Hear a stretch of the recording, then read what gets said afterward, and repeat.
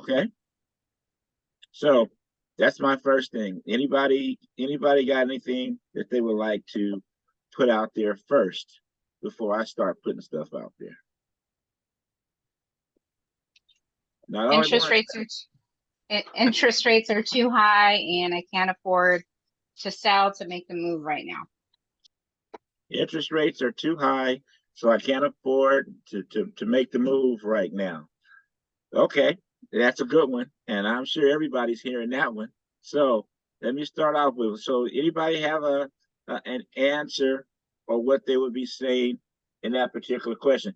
By the way, Eve, that's one of the ones I had written down too. Well, that's the main one, yeah. So one of the things, Michael, you got something look like your lips were moving. Yeah, I was just gonna say a lot of things, and I know we're similar in this past, but I just, for interest rates are too high at the moment. I usually tell people, I understand that, the interest rates are high, and I validate, yes, compared to what they were just last year, they are high. Compared to what they were, 15, 20 years ago, they're right in line. But,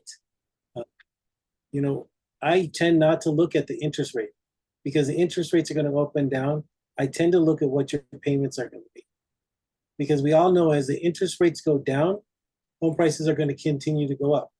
And when prices go up and interest rates are lower, your payments are going to be about the same amount. If interest rates are up and prices are lower, your interest. So, for example, when the prices had dropped 100,000 between last year and around April and May, prices had dropped 100,000. So the payment for the higher interest rate of 7% was about the same as the interest rate was when the prices were $100,000 more, and at 2.5% or 3%, they're about 3%. So my payment was the same. So the interest rate doesn't really matter. It really matters what you can afford to pay. And if it's affordable and if it works for you at this time, and you see it continuing to be affordable for you in the future, then if you decide that you want to buy, it's a good time. If it doesn't work for you, I understand, and let's keep working towards a better a time and way that works better for you at that time. Very good, Michael. Thank you. Anybody else have a response, even a response to what Michael said, or maybe something that you might say in addition to, instead of? What do you guys think? Go ahead, Eve.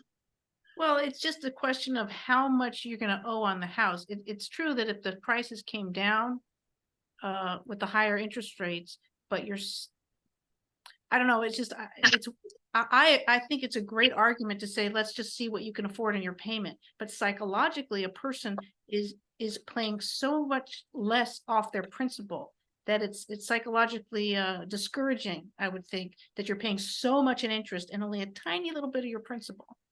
So it's something to overcome that psychological feeling of I'm not paying my house off.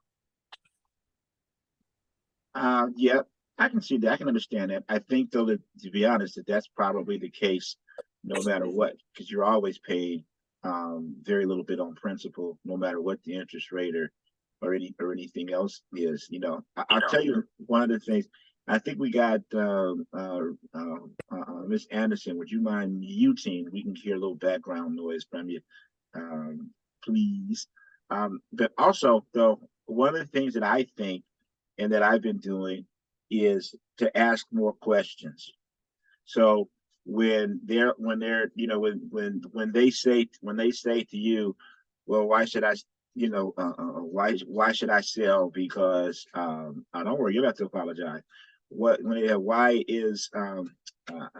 should I move now? Because the rate is so low, or the rates are so high, and my interest rate is so low, right?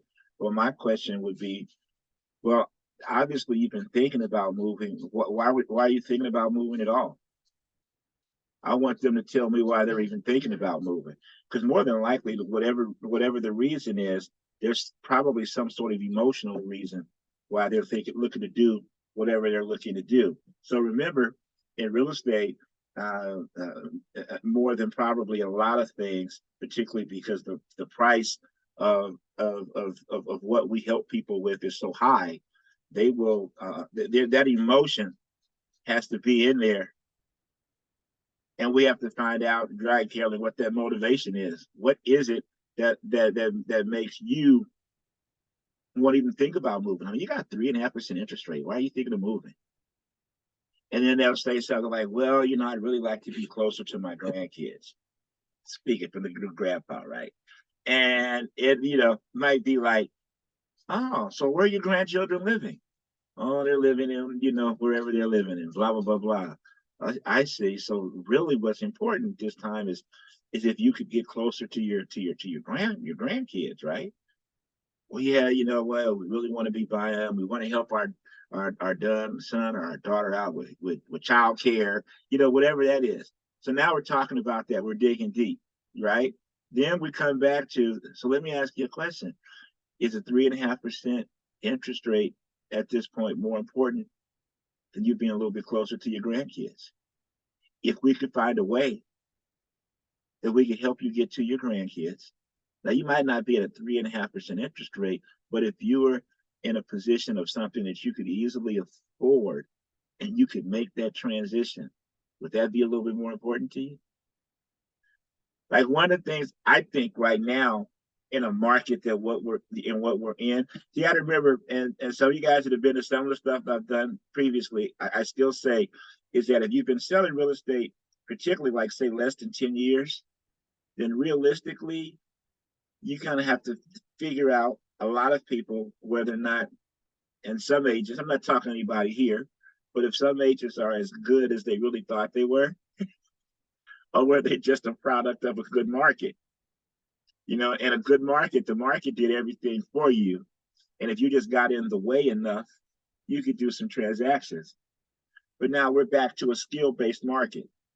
And in skill-based, that doesn't necessarily mean convincing somebody of doing something out, but it means being able to properly ask the right questions, in my opinion, properly convey information to them so they can properly make an educated decision on what works best for them and their family. And in an awful lot of cases, people really want to do something, but they're looking for validation from us that they're making the right move. So anybody else have something that they would say to that seller? That, you know, I'm that guy. You know, my interest rate is lower than what they are right now, and you know, and Flora and I are like every now and then, or not every now and then, a good portion of the time, we're like, yeah, okay, it's time to sell. It's time to sell. Then we start thinking, well, we don't really know where we want to go.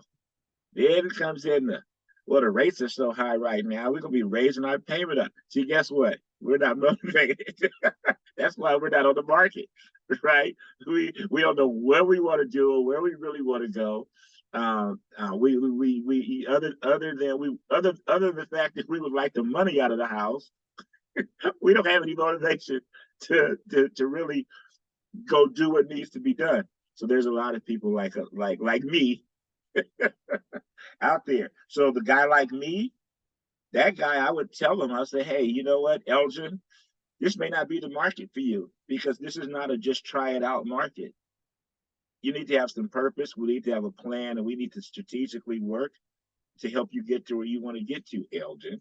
And if not, Elgin, you should probably wait until either your motivation places you somewhere or that it's just maybe a different type of market.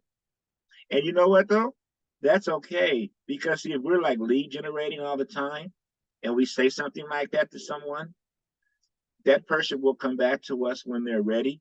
And it won't be a big deal to us to say that because we've got so many people in the pipeline that we just go on to the next person that needs help now. And they go into the category of we'll help them when they're ready for us. And that's where your CRMs come into place and your drip campaigns, and they're staying in touch with them. But you don't have to be the one doing it every 5 minutes. Your systems are doing that.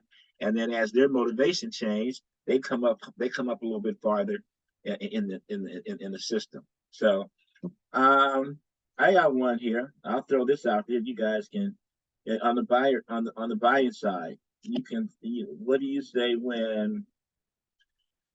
I'd love to buy, but I'm waiting for the prices to go down.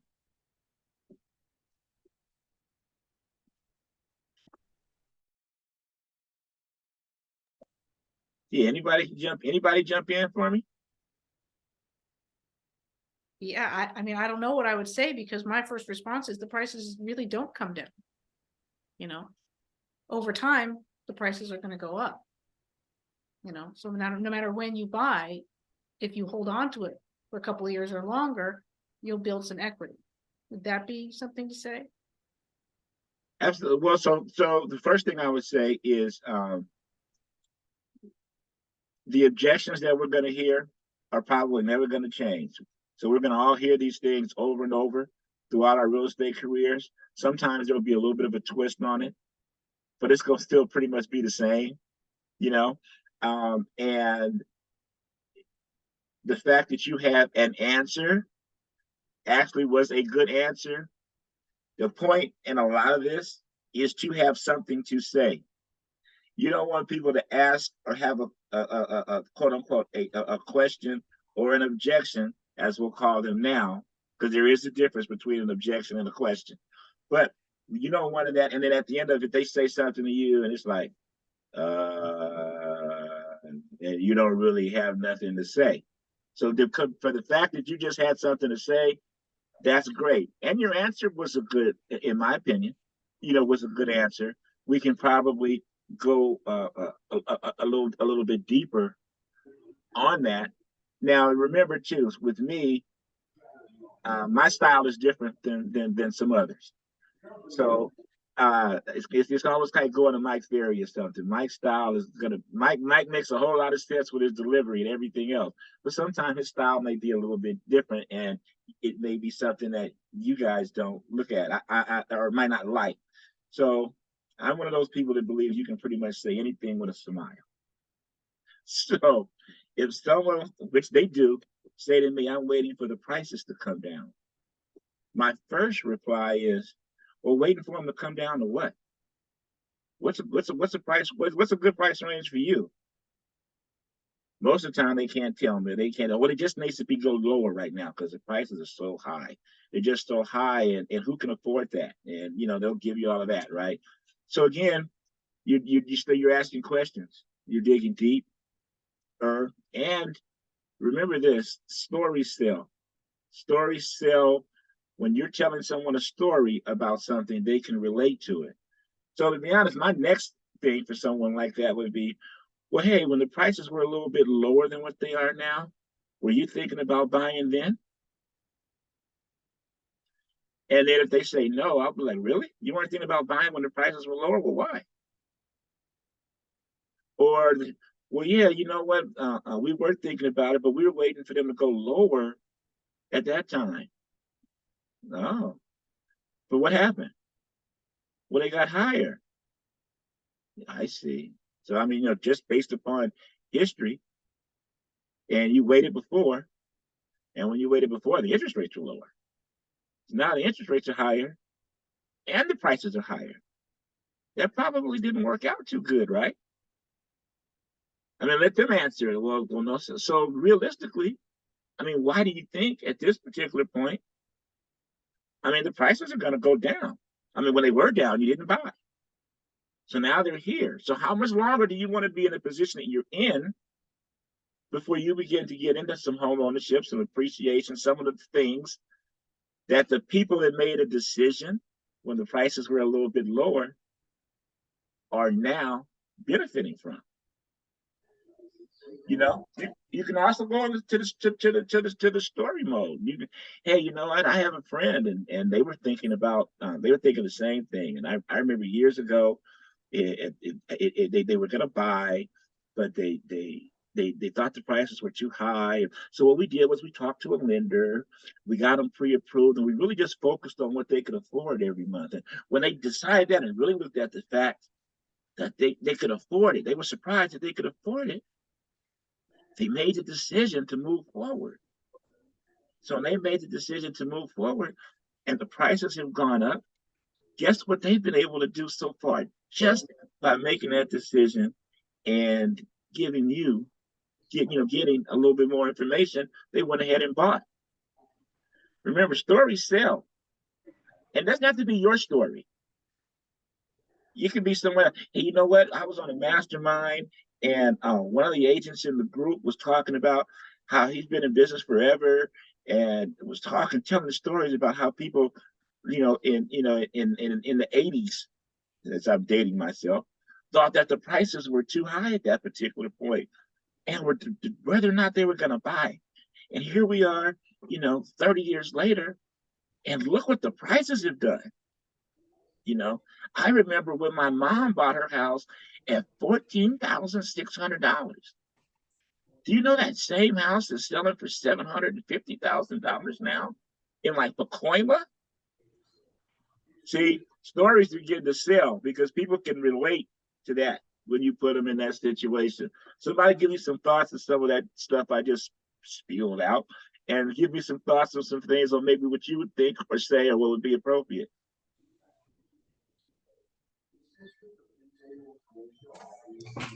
No, I'll jump in a little bit, Elgin, if it's all right. You're muted. All right. So, first of all, I think both of those questions are, people are just asking generic questions. What's the rate? Or I'm going to wait till prices come down. And they're not really, they're not really connecting that to their personal financial situation.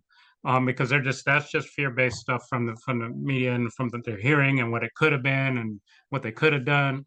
So, LG, you're exactly right. I'm going to flip the switch and start asking them questions. So, what's got you even thinking about, if the rate, if you're going to wait till, what's got you even thinking about buying? What's got you even thinking about it? Or, if they're renting now or something like that. And then we look at, so I look at it from a wealth building standpoint. If you don't own a home and you're just renting, first of all, you're throwing 3,000 easy a month away, right? Secondly, as you're looking at that, you go, okay, well, let me ask you a question, Elgin. Do you think wealth is built overnight or over time? Over time. Over time, right? So, but it's important to start at some point and build it up. I'll give you a little story of my own that, I bought our house. It was pretty close to the peak of the market, 2006. We paid $750. We paid as much as we possibly could at that time, being real smart. The market crashed. We went down. We're still here. We could afford the payments. We did what we had to do. So it depends. Are you looking to buy the house to flip it and make a quick profit, or are you looking to live in it for a while?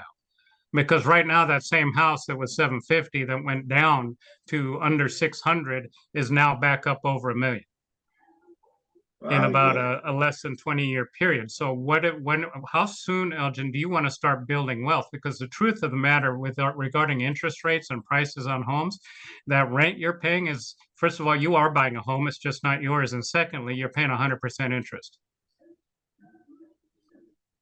So how about, what I'd like to do is just figure out what your goals are. Let's just sit down, go through some numbers, see what makes sense. You may be right. It may not be the right time for you. And I'm not here to convince you to do something you're not comfortable doing, but wouldn't it make sense to get the information and make your decision based on actual facts, numbers, and information, as opposed to the emotion that's coming through the media?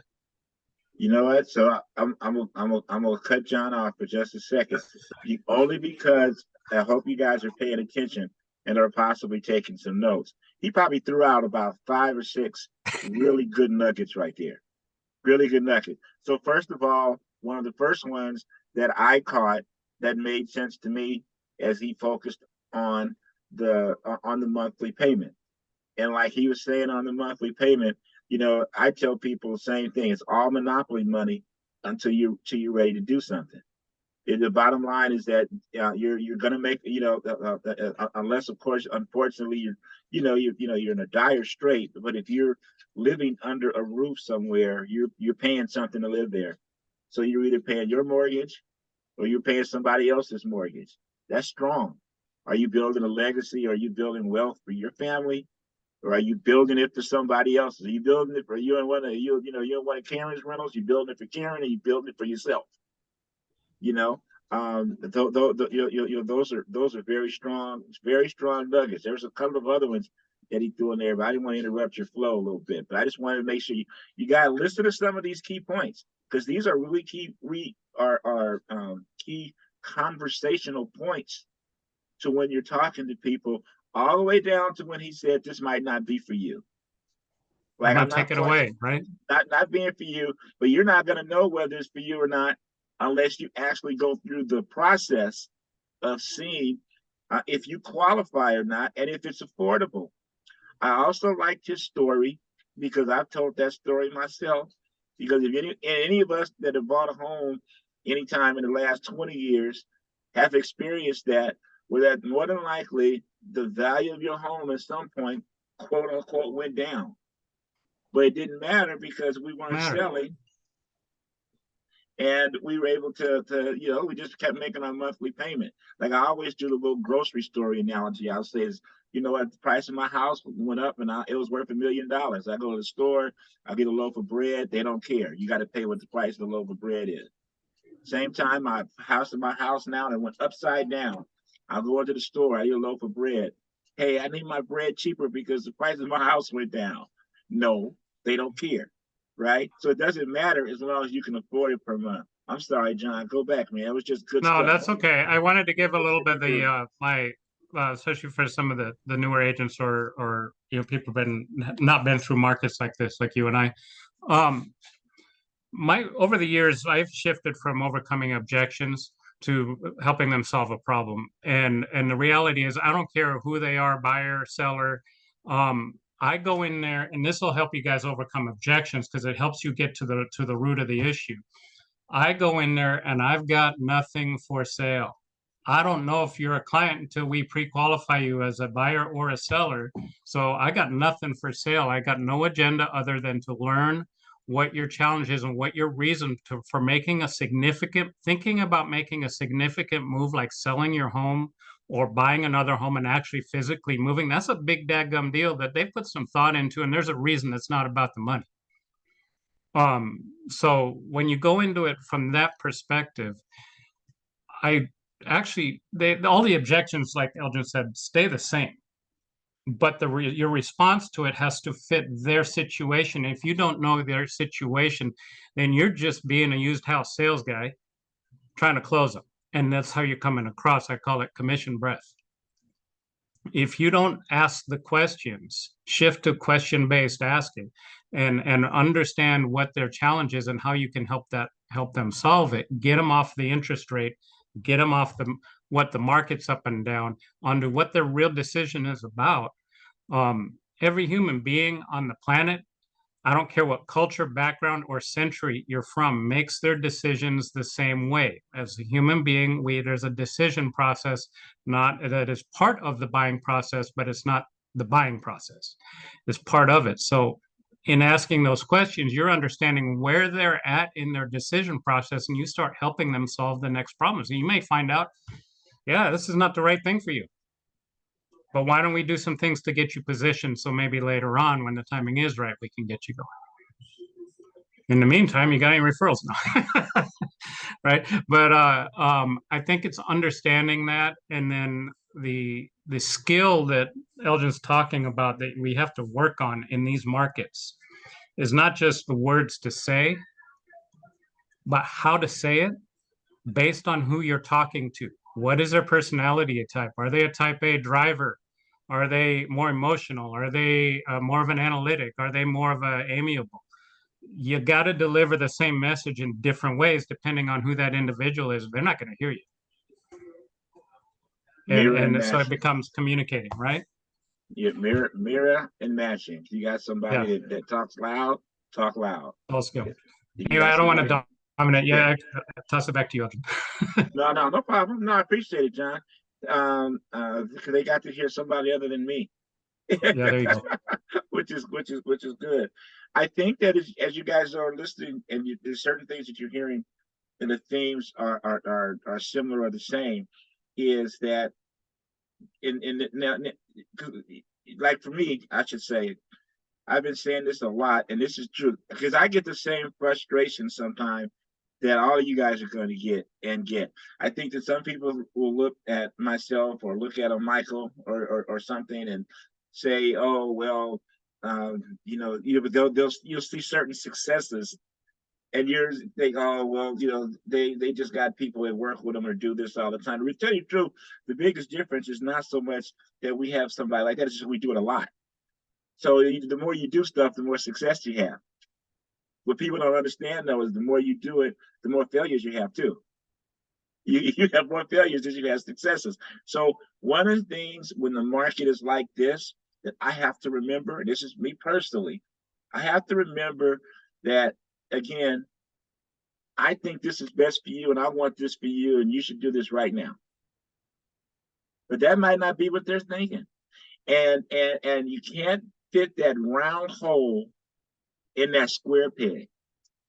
So I'm gonna save y'all the frustration because for the last 35 years, I always somehow keep trying to fit that round hole in that square peg. It never works. It never works. But what does work is that if you're there long enough and you're there when they decide that they really need you, that square peg becomes round. And now they're willing to receive whatever the information is that you're trying to deliver.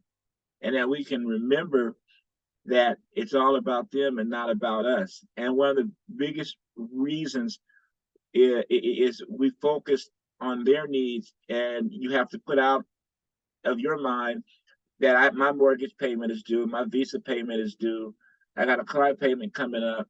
Hopefully you're in good positions with that stuff, but whether you are or not, that cannot be the focus of what you're doing when you're standing in front of a potential customer. One, they smell that out, and it comes off as desperation. The way to get around that is to talk to more people, to have more conversations. The more conversations you have, the more opportunities you have to whereas your round hole will find something that's round right then, and you'll be able to move forward with it. All right, I'm gonna throw out another one here. I'm gonna throw out another one because y'all ain't throwing nothing out. Let's go with. I'm gonna wait for all the foreclosures. I know there's foreclosures coming, and people can't afford. People can't afford these mortgages, so it's gonna collapse, and there's gonna be foreclosures, and I'm gonna get me one of those. So I'll be looking for foreclosures. So somebody, and I'm somebody other than John. Let me see what you guys. That ain't no offense, John. I'm trying to get people to talk. So let me. I'm Caroline. I know as busy and as successful as you are right now. If y'all don't know Caroline's up there in the Ventura County area, and she comes all the way down to the trainings at the IHOP when she has the opportunity. She don't think I'll be watching her, but I'll be watching her on Facebook, and there's too many things look like they selling that got her name on them. So Caroline, that means you're successfully saying something to somebody. Talk to me a little bit. What do you say to people when they say that? Because I know they say it. Oh, sorry, hold on. I think I'm on a walk, so forgive me if it's loud. And I have the dogs. Am I muted? I'm sorry, I was muted. I hear you. I'm sorry. Now you're muted. Okay, is that okay? Can Yes. you hear me? Okay, Yes. I'm sorry. Tell me again because I have these dogs barking in my ear. No, what I was saying is I'm sure that you're hearing right now. What are you saying to clients when they tell you, well, we're going to wait for all the foreclosures? Because I know the foreclosures are coming because all these folks can't afford these houses. Oh, I could totally understand you, and everybody else is waiting for them foreclosures for sure. But Eldon, may I ask you, what is the reason that you would like to buy at this current moment? Well, you know what? I want an investment, and I think that that if I can get a foreclosure, that's probably the best. That's probably the best way to get a deal. Okay. And if you don't mind me asking you, Elgin, what is the price of the foreclosure that you're looking for, and how many bedrooms and baths are you wanting? I want the most bedrooms and bathrooms I can get, but I just need something cheap. You know, the prices are so high right now. I just need something cheap. Yeah, I completely understand what you're saying. And, Jim, I think we'll all be waiting for quite some time until those houses go to that level. I mean, I'm getting stumped only because what can you say to that person? I mean, maybe like what the other gentleman said, I liked what he said, like maybe this isn't the right time for you and building wealth for your family. So you got me on that one, to be honest, Elgin. I'm stumbling over my tongue. No, you know what? I probably I didn't mean to be. I probably threw a few things out there that you probably don't normally wouldn't hear right away. And you're right. You hear that from someone. The answer that you have right now might be the best answer that they might not be ready for you. But sometimes when people give you their first quote unquote objection, sometimes you got to remember that the just like just like we're in the business of of answering objections, scripts and dialogues or whatever. See, your clients, they go to school too. They go to, I'm gonna give you an objection school. I'm gonna give you a stump school. So that's what they're looking to do. They're looking to stump you and give you an objection so that you leave them alone. That's basically, but they don't really want to be left alone. But they're gonna act like they are because they think that's what they're supposed to do from going to I'm going to object to the realtor school, right? So I think that when a couple of questions that you asked me were good questions, like when you asked me, what are you, what is a foreclosure to you? You understand about bedrooms and baths. And then, I said whatever I said, and it'd be like, fantastic. You might come back and say something along the lines like, hey, look, Elgin, you know what? Forgive me for asking the questions that I'm asking, but to really give you the answers, you're asking me about foreclosures and you're asking me about cheap properties. And the truth of the matter is, I need to get a little bit more information from you so I can actually give you a qualified answer to what you're looking to do. So forgive me for asking you for some of these things, but I know that you said that a foreclosure. Well, why is it that you want a foreclosure? Is it that you want a foreclosure because you think that the price of the home is going to be cheaper? Let me answer the question. Well, yeah, I get a foreclosure. I know it's going to be cheap. So then it's like, so great. So you're not necessarily just looking for a quote unquote foreclosure. You're looking for something that you feel may be affordable to you and your family, right? Now, if I'm serious about it, I'm going to say, yeah, that's kind of what I'm looking for. And you're like, great. So let me ask you this, Elgin, whether it's a foreclosure or not, if I could find you a property that you qualify for, that is affordable and you feel comfortable with for your family, would you consider getting that information? Or would you consider moving forward with that? Is that something you would consider? Now, if I say no, that's when they go from an A client to a B client. You put them in the CRM and you let it do its thing. Well, let's suppose now I answer that question, and perhaps maybe I say, well, I mean, I just can't believe every house is $1 million right now. Every house is $1 million. That's how these people are staying at these houses for $1 million. And I can't buy a house for $1 million. And you say, you know what? Sorry, I didn't mean to cut you off. No, go ahead. What I also have said to people is, Elgin, I understand that you're watching the market just like everybody else, but if I came across a good deal, would you want to know about it? That's a great response. And then I would say And if you yes. said yes, okay, And then so you tell then me you'd say what? I would say, what do you consider a good deal? Perfect. I think that's perfect.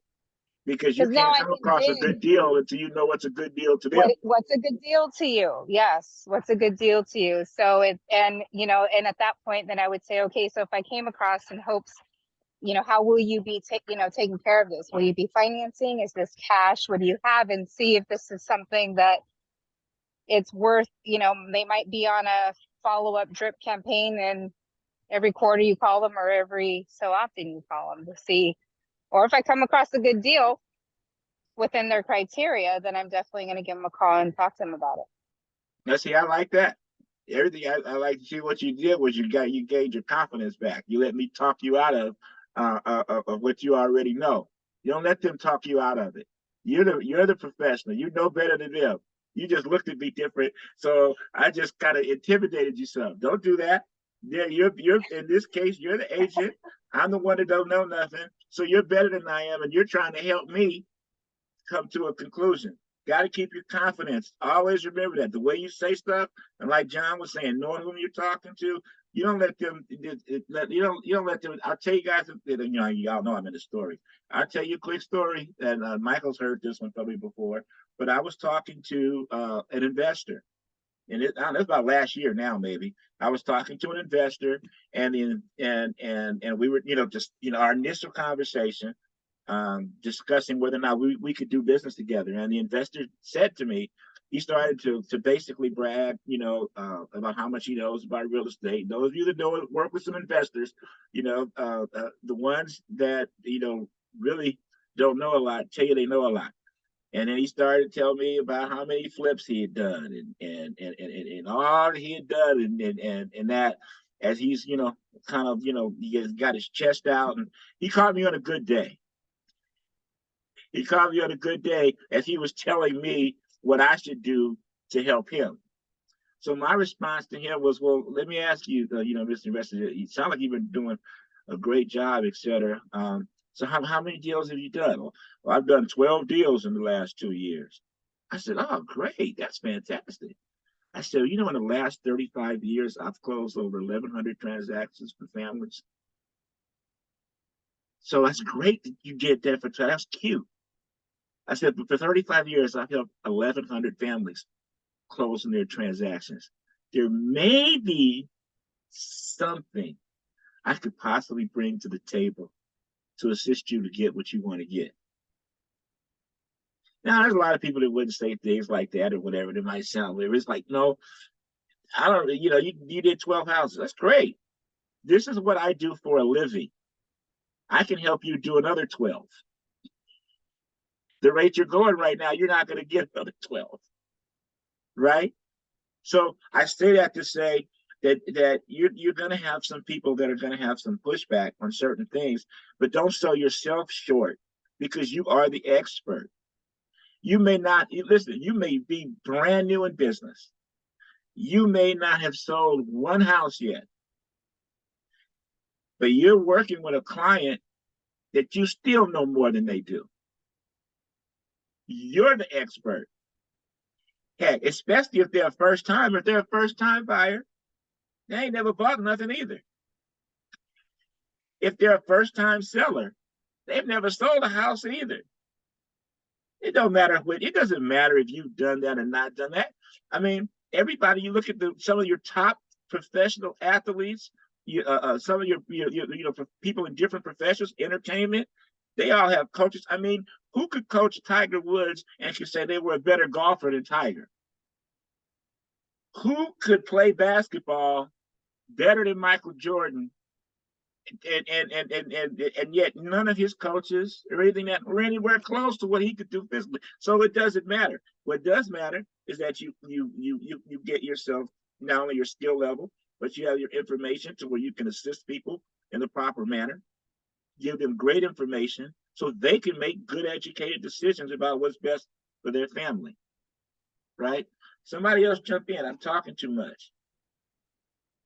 I'm going to jump in here, Elgin. Just what you said, and Carolyn hit it on the nose. I think with a lot of you guys hit it with, so why is a foreclosure important to you? And if you're going to answer me, you're going to tell me why. And is the foreclosure what's important? The title that you bought a foreclosure, or is it that you're getting a deal? And then what type of deal are you? And then also, what is the purpose of this move that you're looking to buy a house? Are you buying this house to move into it and live with your family? Or are you buying it as an investment? And depending on the answer there, I'm going to have a couple different, stories that I might be able to tell.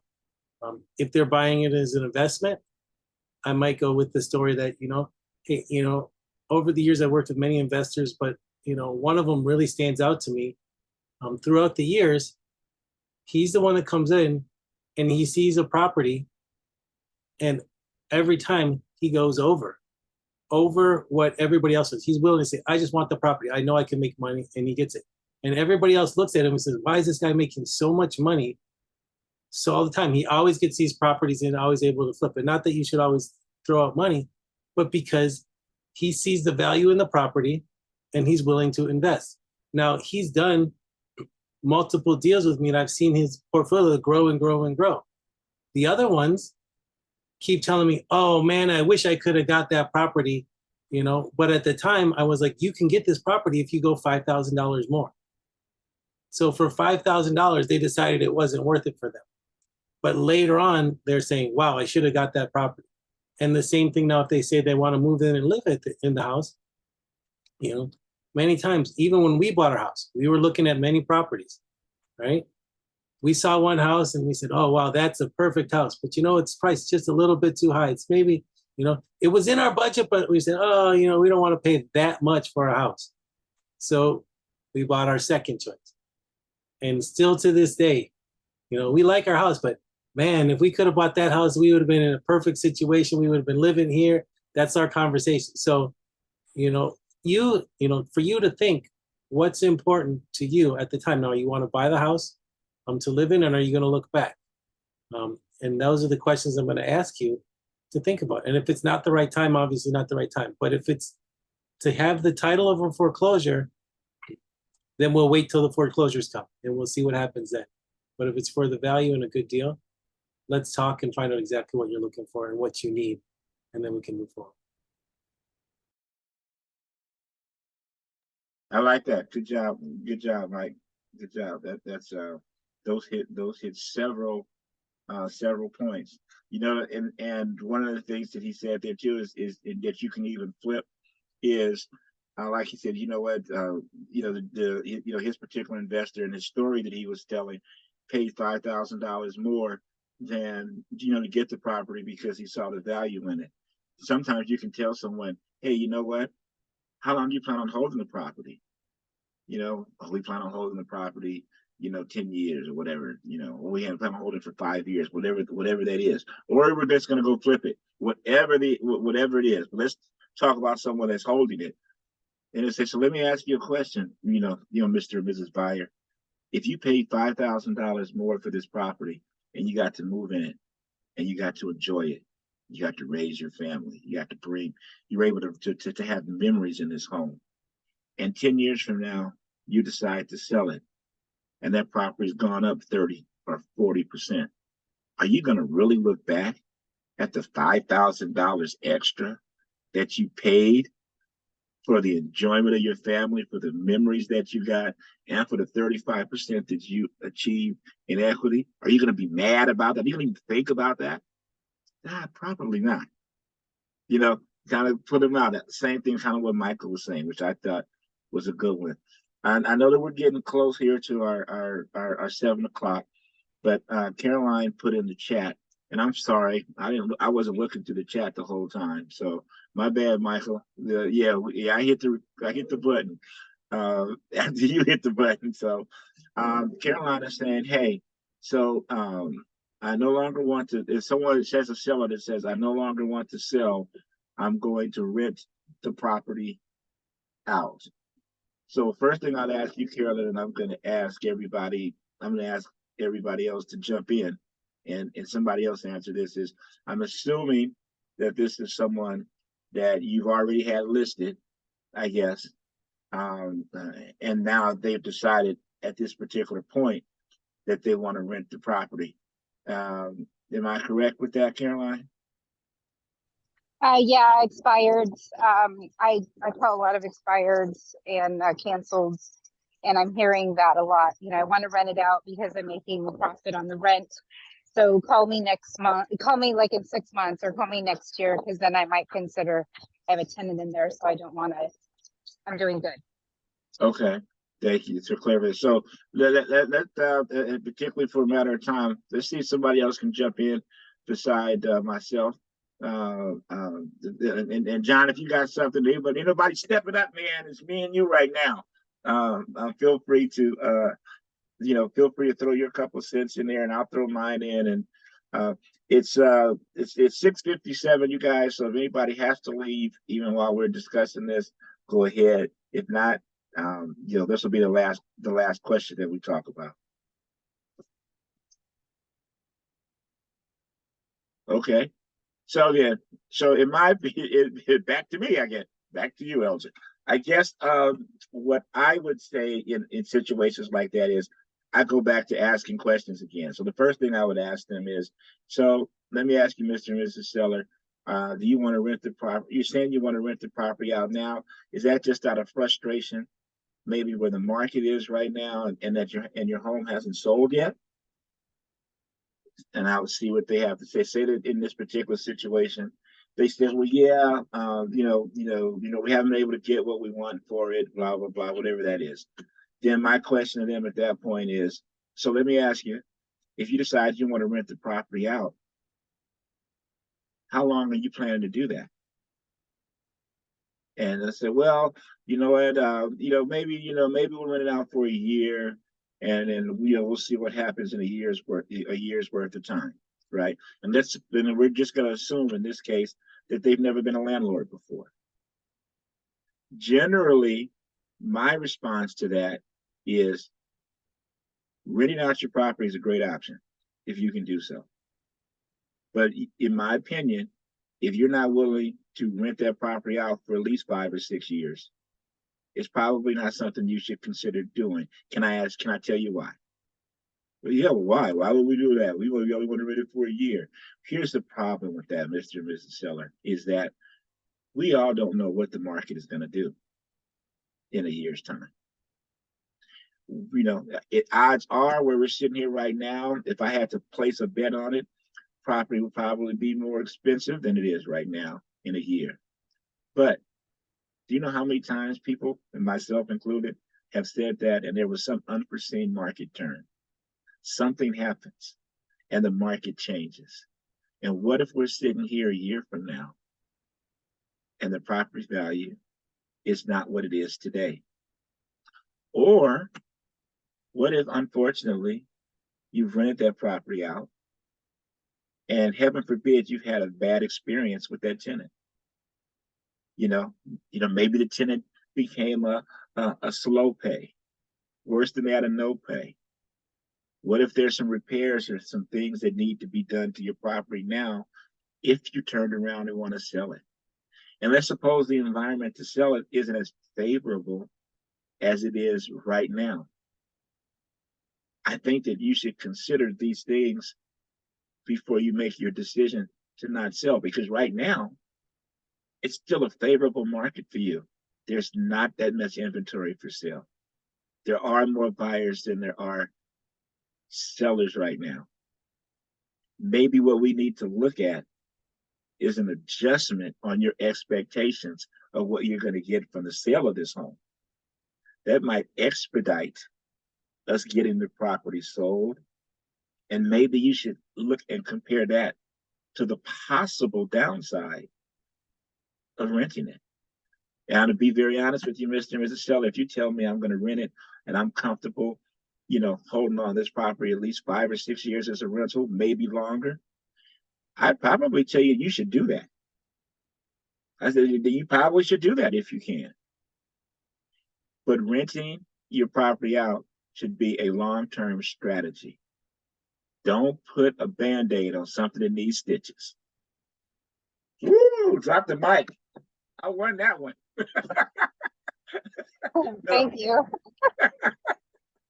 But yeah, so you begin though, questions, dialogue, stories, and then they can make a decision on what they want to do. And last but not least, and I'll open the floor for anybody that has anything they want to say before we leave. When you're talking to a buyer or a seller and we're having dialogue on what we're having right now, one of the biggest things that you have to learn how to do, if you don't already, do not be attached to the outcome. Don't be attached to the outcome. You give them the best information you possibly can. You tell them the truth as you possibly can. And if it does not work, or they do not see it, or they do not whatever, don't matter. You've done your job. And then when it is time for them They will remember that, and they will come back to you if you keep the door open, right? And if not, then they move on, and it's not the outcome you were hoping for. That's okay, because it ain't about us. It's about them. And the reason you won't be attached to the outcome is you talk to more people. Because now when I'm talking to you, my mortgage payment isn't due. My Visa card is paid. My car is paid. So I can have a different attitude about speaking to you and telling you my honest, educated opinion of the truth, because I don't really need you for my physical needs as a dad and a husband and all that stuff today. I might need you 6 months from now, but I don't need you today. So my goal is just to help you. And then you decide, whether it is or not. And it doesn't matter to me what you decide. That's what you have to determine what's best for you and your family. Anybody got anything else for me? Because like I said, I like to shut it down on time. If anybody has some other questions and want to dialogue, I'm open to it. If not, I want to thank you guys for another good mastermind. Would like to ask you guys, is our masterminds and some of our stuff, obviously it goes up and down, is if everyone would commit to maybe the next mastermind that we do, which will probably be in about 2 weeks. You'll get plenty of notice, to try and bring one person. The only commitment I'm at is try to bring one person, drag somebody else up in here to listen to me do my diatribes, right? But if we can grow this, the more that we can grow it, the better we be. Oh, and lastly, too, if anybody that wants to, I keep forgetting to put this out, is I'm a part of Sean Kokoska's mastermind. And you guys may or may not know Sean Kokoska, but just trust me, he's really, really good. And he's not in our line or anything, but he has opened up a mastermind that he does every Wednesday at 9 a.m. And if you're interested in it, I'll get you the information. I would tell you guys though, okay, John, okay, this is high level stuff. Nothing to be intimidated, high level stuff, but high level stuff of getting some real good conversations, excuse me, with some quality agents from across the country. And for those of you that don't know Sean Kokoska, he built one of the largest coaching programs with Keller Williams, where his mom is still at, and has a really huge business right now here with EXP. And he's just, offering this. That and the fact that I have negotiated with Sean a discount on some training that he'll do. So if anybody is interested even in hearing about some of that further, these are some things that we're going to be discussing and offering to some of the people in our success team. So if you're interested in it, or you have an agent that you are coaching or working with or building your team at, and you want a little bit more information about it, hit me up privately, and then we'll discuss it to see if maybe they're in position to whereas maybe there's some team sponsorship that we can get them involved in. Because one of the biggest things I always say, there's no revenue to share if there's no revenue. And the only way we get revenue is by production. And our production is helping as many families as we can get what they're looking to get. So with that being said, remember, no matter what you're going through in life, it's a temporary situation. Things change. And Lord knows it truly is a great life. And God bless all you guys, and I appreciate you. And I'll see you guys again soon. Great meeting. Thank you. Yeah, great meeting. Good night, everybody. Hi, Thank you, everyone. Elton. Thank you, Michael. Thank you, guys. Just real quick, because I may jump in next week. We'll talk about doing another mastermind sooner, because I may try to touch on some AI, how AI and how we can use that to do some promotions. And I've been putting together some videos. I know you saw one, Elgin, how we can use that to help promote us and everything. So whenever you need me, Michael, whatever you want to do, the answer is always yes. So just let me know. All right, you guys. All right, Have a thank great you. rest of your evening.